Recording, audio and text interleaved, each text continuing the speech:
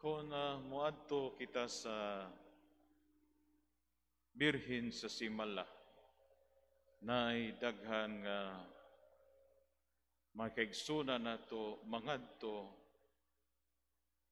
na ay iya-iyang mga katuyuan nga gipangayo sa Dios iampo ngadto pinagis mahal nga Birhen Maria. Unya dito inig panagkot depende sa imong katuyuan na ay lahi-lahing kolor sa kininiang kandila. O gusto ka o kanang kalinaw nga pagpuyo na puti, mayo imo nga negosyo na blue, gusto ka makakita o hinigugmas kinabuhi na puwa, depende sa imuhang intensyon. O ikaw nga taas-taas nag-edad, 40, 50, nangita gyapon hinigugma, nya wag hapon kuno maminyo, ang imong idagkot kay layon tiger katol, aron di nakalamukon. Katuyuan sa pag-ampo ngadto sa Dios nga maoy po'y atong nadungog karon diha sa usa ka tawo nga ginganlag Bartimeo nga naghangyo sa Dios sa pag-ampo, nagsinggit ug wa gyud siya pul-i sa pagsinggit bisag ibadlong na siya aron madungog sa Ginoo. Una gayud sa nga tanan makaigsunan at tubangan sa Dios, diha sa ato mga pag-ampo, ang permiro gyud nga labing importante nga makakita ta permiro gyud sa ato ang kaugalingong kahuyangan. Sama ni Bartimeo ang iyang pagkabuta, kahuyangan. Bisan kita mga maayo kitag mata, pero daghan sa kahigayunan, nga diin buta kita sa kamatuoran. Ipiyong nato ang atong mga mata sa panginahanglan sa uban. Usahay bisag nakakita kita o unsay insakto o unsay tinuod, apan to iso nato usahay ang matuod. Ipiyong nato ang atong mga mata kay di ta manginlabot, watay apil. Naatay tagsa-tagsa pod ka mga kahuyangan, kakulangan sa atong kinabuhi. Bisan tinuod kita naninguhag, naningkamot nga magbinuutan, pero nagi panahon, sukdon ang imuhang kinabuhi, tayugon nga mahimo yun naay matandog ang imong kahuyangan o ang imuhang kapakyasan sa imong kinabuhi. Mao nga importante una gayud diha sa pag-ampo ang pagpangangkon sa atong kaugalingong kahuyangan diha atubangan sa Dios.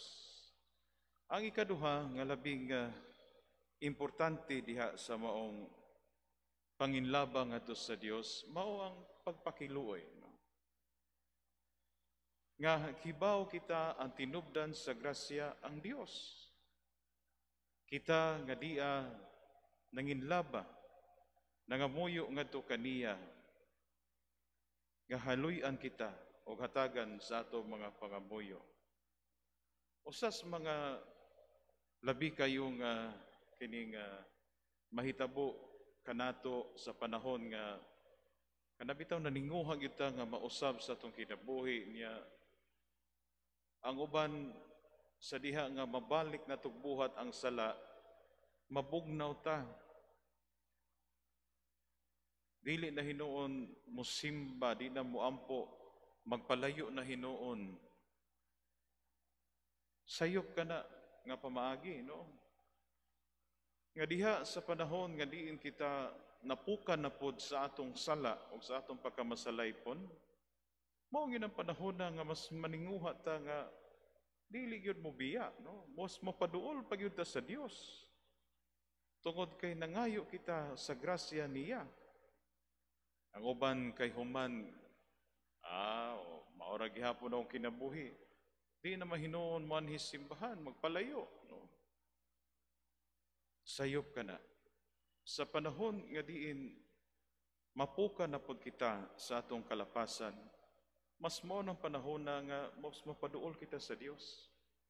Dili kita kawadan o paglaom nga mopaduol kaniya nga mangayo sa mong grasya bisan pa man sa ato ang kakulangan.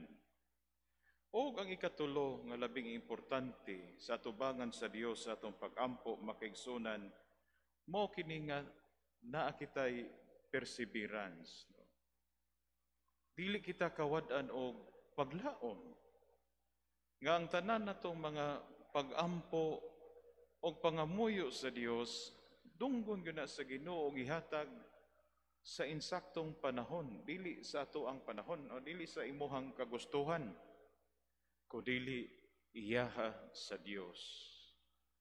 Nanginahanglan lang gyud ta og pailog, pagpaabot nga dili kawad ag paglaom, nga usan niya na kahigayon sa atong kinabuhi nining kalibutana, ihatag sa Dios among imong gipangayo basta kung mao kanay labing importante sa imuhang kinabuhi. Busa makaigsunan si Bartimeo nining iyang hamubong pagsangpit o pag-ampo ngadto sa Dios, nagtudlo kanato og tulo ka leksyon. Una, nga diha sa tong pag-ampo, kinahanglan nga mapaobsanon kita. Nangangkon kita sa ato ang mga kasaypanan, no? Sa atong kakulangan, atubangan sa Dios. Bisan dili kita takos, apan di Ginoo, nagsangpit kami kanimo. O ang ikaduha, mao ang pagpakiluoy. Way lain nga tinubdan sa grasya sa Dios, kundi siya lamang gayon. O ang ikatulo, mao ang atong halawom nga pagpailog uban sa gugma nga usa ka higayon yana ang Dios hatagan kita sa mong grasya nga atong gipangayo. Kini makaigsunan mao kining mga kamatuoran diha sa atong pag-ampo at tubangan sa Dios. Nga nining tulo, mahimo kitang nga magpaabot, nga maisugon, adunay paglaom, nga tubangan sa Dios, nga iyang grasya o kaluoy, sa usan niya kadalaw, mudangat sa imuha o sa tuang kinabuhi. Manindo kitang tanan.